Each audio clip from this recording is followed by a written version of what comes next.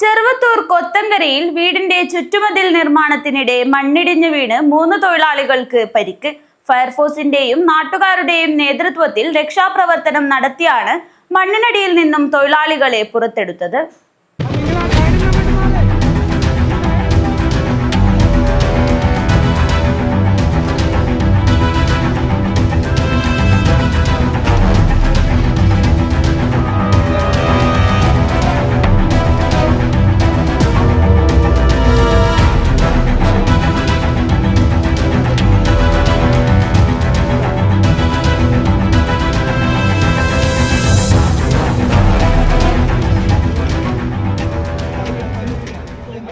കാസർഗോഡ് ചെറുവത്തൂർ ചീമേനി റോഡിലെ കൊത്തങ്കരയിൽ വീടിന്റെ ചുറ്റുമതിൽ ഇടിഞ്ഞു വീണ് അപകടം.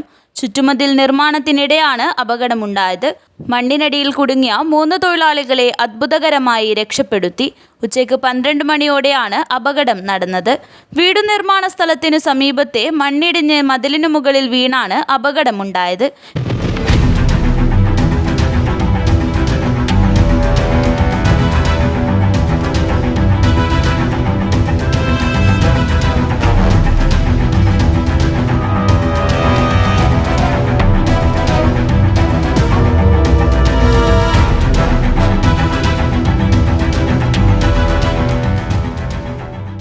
വീട് നിർമ്മാണ ജോലിയിൽ ഏർപ്പെട്ടിരുന്ന 3 തൊഴിലാളികളാണ് അപകടത്തിൽപ്പെട്ടത്.